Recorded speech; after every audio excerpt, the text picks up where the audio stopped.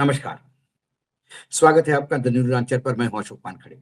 लेकर आया हूं आपका अपना कार्यक्रम द एक्सरे। उत्तर प्रदेश में अखिलेश यादव ने एक बड़ा फ्रंट खोल दिया। यूपी में सरकार बनते ही दिल्ली में मोदी की पीएम कुर्सी चली जाएगी। चुनाव के 9 महीने पहले अखिलेश ने बीजेपी की बखियां उखेड़ दी। क्या था मामला? क्यों कह रहे अखिलेश जी कि सपा की सरकार बनते से ही यूपी में दिल्ली में बीजेपी की सरकार जाएगी? जब इस वक्तव्य को क्योंकि वर्तमान में जो स्थिति चल रही है उसमें तो हम बोल रहे हैं कि बीजेपी कहीं 300 पार नहीं आ जाए, क्योंकि बीजेपी जनादेश से नहीं ज्ञानादेश से चल रही है। और वर्तमान में जो प्रताड़ना हो रही है मतदाताओं को, उससे तो ये बता ही देता है कि बीजेपी को अब मतदाताओं से कोई लेना देना नहीं है। उनको सिर्फ चुनाव आयोग को खुश रखना है। न्यायपालिका तो है ही, तो उसके बाद उनको रोकने वाला कौन है? तो इस परिप्रेक्ष्य में मैंने सोचा कि इसे एक्सरे में देखा जाए, क्या कहना चाहते हैं अखिलेश। समाजवादी पार्टी के मुखिलेश अखिलेश यादव ने बड़ा दावा किया। उन्होंने कहा कि उत्तर प्रदेश समाजवादी पार्टी की सरकार बनते ही केंद्र की भाजपा सरकार गिर जाएगी। अखिलेश ने कहा कि भाजपा सरकार फेक एनकाउंटर के तरह फेक अर्थव्यवस्था का भी प्रचार कर रही है। डॉलर जितना ऊपर जाएगा, चाय उतनी महंगी होती जाएगी। इसका सीधा असर आम जनता पे पड़ रहा है। मंगलवार को मीडिया से बातचीत में अखिलेश ने कहा कि फर्जी मुठभेड़ की घटनाएं देश की संस्कृति, संविधान और स्वस्थ मानसिक सोच के लिए एक चुनौती बन गई है। उन्होंने आरोप लगाते हुए कहा कि उत्तर प्रदेश में भाजपा सरकार मुठभेड़ के बहाने पीडीए, पिछड़े, दलित और अल्पसंख्यक को डराकर उसका हक मारना चाहती है। भाजपा सरकार जाति धर्म देखकर मुठभेड़ करवाती है, जिससे प्रदेश का सामाजिक सौहार्द बिगड़ता है। फर्जी मुठभेड़ नाकाम सरकार की पहचान है। फर्जी मुठभेड़ से ही भाजपा सरकार आम जनता पर मनोवैज्ञानिक दबाव डालना चाहती है। अखिलेश यादव ने कहा कि फर्जी मुठभेड़ से माध्यम से मेंटल सॉफ्टवेयर को सेट किया जाता है, लेकिन अपडेट या अपग्रेड नहीं किया जाता, बल्कि आउटडेटेड और डाउनग्रेड बनाया जाता है और मन मस्तिष्क को हिंसा को भर दिया जाता है मन मस्तिष्क में। उन्होंने कहा कि मुठभेड़ के बहाने हत्या को जायज ठहराया जाता है और आदिम जमाने की उसी रूढ़िवाद मानसिकता को वापस लाया जाता है जो कहती है कि शक्ति ही अधिकार है। उन्होंने कहा कि इसी कारण फर्जी मुठभेड़ लोकतांत्रिक व्यवस्था के विरुद्ध एक बहुत बड़ा षड्यंत्र है, जो संविधान में दिए गए न्याय के राज और सामाजिक न्याय को भी सिरे से नकारता है। अखिलेश यादव ने कहा कि भाजपा सरकार के फर्जी मुठभेड़ का एक भेद निंदनीय पहलू ये भी है कि सरकार इससे अपने समर्थकों को खुश करती है, लेकिन साथ ही वह अपने समर्थकों को मानसिक रूप से हिंसक भी बनाती है।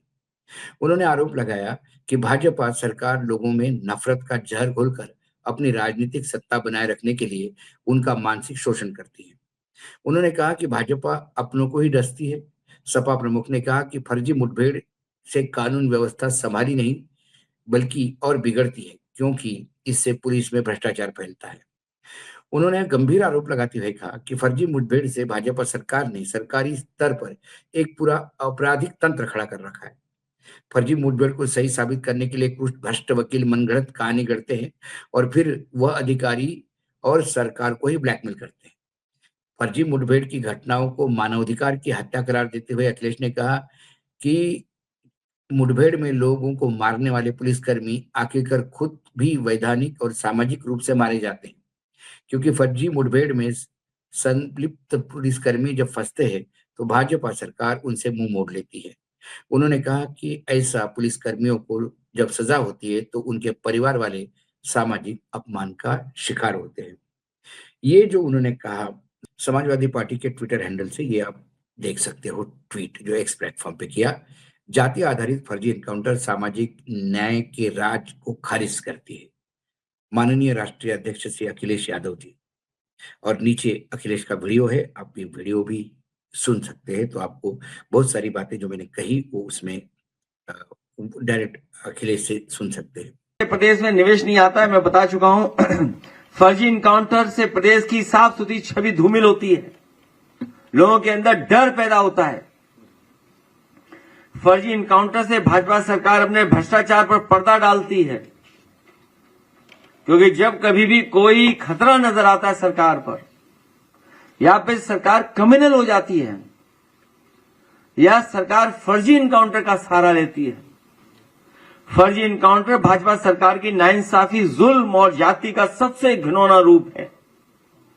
फर्जी इनकाउंटर के जरिए भाजपा सरकार सियासी साजिश करती है, लोगों को डराती है, धमकाती है, चुनाव तक में डर का सहारा लेती है। भाजपा सरकार के फर्जी इनकाउंटर का एक बेहद निंदनीय पहलू यह भी है कि भाजपा सरकार इससे अपने समर्थकों को खुश करती है, लेकिन साथ ही अपने समर्थकों को वो मानसिक रूप से हिंसक भी बनाती है और नफरत के जहर से भरकर उनका मानसिक शोषण अपनी राजनीतिक सत्ता बनाए रखने के लिए करती है। भाजपा अपनों को ही डसती है।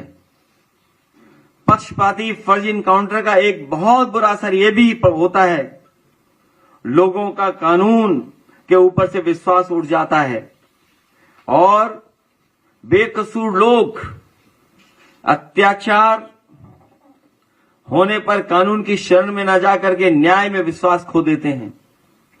जनता का कानून में विश्वास होना किसी भी लोकतंत्र की कामयाबी की बुनियादी शर्त होती है।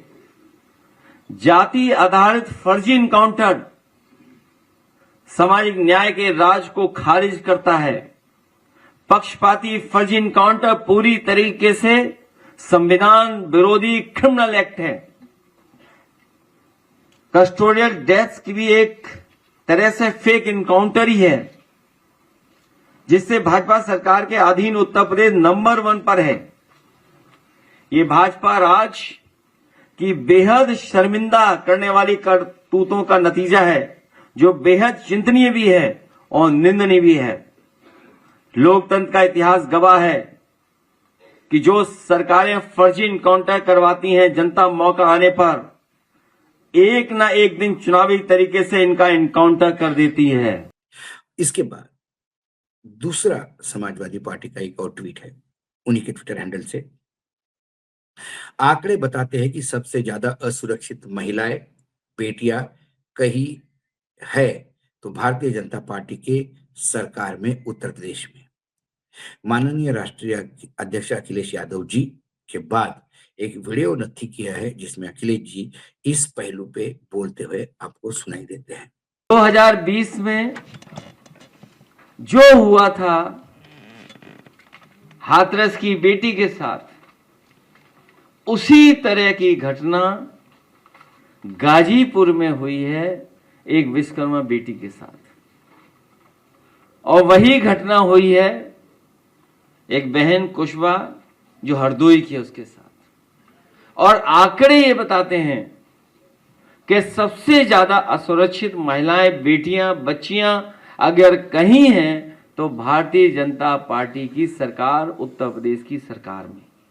ये जितने भी इनकाउंटर, फेक इनकाउंटर, इस तरह की घटना हो रही हैं, ये केवल अपनी कमियां छिपाने के लिए हो रही हैं, दबाव बनाने के लिए हो रही हैं, साइकोलॉजिकल प्रेशर, डर पैदा करने के लिए कर रहे हैं।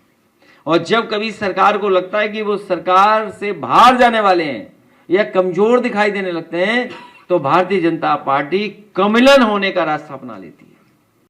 कुल मिलाकर जो लगातार बात कही जाती थी कि बंगाल के बाद अगला टारगेट यूपी है। शुवेंदु अधिकारी जो बंगाल के मुख्यमंत्री है वर्तमान में, जब उन्होंने जीत हासिल की, बीजेपी ने उनके मुख्यमंत्री चुनने के पहले ही उन्होंने कहा था कि बंगाल तो जीत लिया, अब अगली बात अब अखिलेश की है। लोगों को ये समझ में नहीं आया, अखिलेश तो उत्तर प्रदेश में राजनीति करते हैं, उत्तर प्रदेश में ही उनकी पार्टी सबसे बड़ी पार्टी है लोकसभा में, लेकिन सरकार तो वहां बीजेपी की है, फिर अखिलेश का टारगेट कैसा हो सकता है।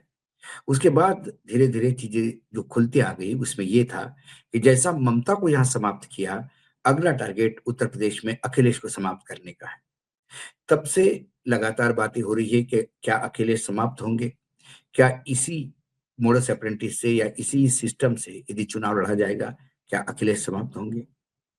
उसके बाद समाजवादी पार्टी ने भी बिल्कुल अपनी कमर कस ली है, और जिस हिसाब से हमलावर हो रहे हैं अखिलेश, ये हमलावर अखिलेश का होना ट्विटर पे या पत्रकारों से बात करते हुए कितना जायज है, यानी कितना उसका जायज तो है ही, लेकिन कितना उसका असर होगा, क्योंकि ज्यादातर इनकी बाइट सोशल मीडिया पे चलेगी, कोई टीवी चैनल वाले तो दिखाएंगे नहीं, और दिखा भी देंगे तो उसके ऊपर बहुत ही गंदी और वाहियात टिप्पणी करने के लिए बहुत सारे प्रवक्ता बिठाए जाएंगे, और एंकर तो होती ही है या होता है। लेकिन क्या ये शुरुआत माने हम कि इसके बाद समाजवादी पार्टी अब रस्ते की राजनीति पे उतरेगी? समाजवादी पार्टी जिन्होंने स्थापित की थी, वो अखिलेश जी के पिता मुलायम सिंह यादव जी रास्ते की राजनीति के लिए जाने जाते थे। उन्होंने रास्ते पे उतर के ही अपनी पार्टी मजबूत की और लगातार सत्ता में बने भी रहे उत्तर प्रदेश में। लेकिन क्या अखिलेश पिता समान रास्ते पे उतरेंगे? रोड शो करना बात अलग है, और साइकिल चला के पूरा उत्तर प्रदेश बांटना बात अलग है। साइकिल तो आपका चुनाव चिन्ह है, लेकिन साइकिल चलाने की मेहनत आप रोड पे करेंगे क्या? सवाल ये है। अभी तो अखिलेश ने हुंकार भरी है। यदि 2027 में जो उत्तर प्रदेश के चुनाव है, उसमें यदि अखिलेश पूरे ताकत से उतरते हैं, तो क्या ईडी, इनकम टैक्स, सीबीआई, ये जो तीर है तरकश में, उसके बाद चुनाव आयोग का ब्रह्मास्त्र जो बीजेपी चलाएगी, और उसके बाद जो उससे भी बड़ा जो सुरक्षा कवच है बीजेपी के लिए, वो आयरन डोम जो है बीजेपी का, वो है न्यायपालिका। क्या अखिलेश इन सबसे लड़ पाएंगे? एक से मुझे कम से कम अभी अखिलेश के हौसले बुलंद दिखते हैं। आगे क्या होगा ये तो समय बताएगा। आज एक्सरे में इतना ही।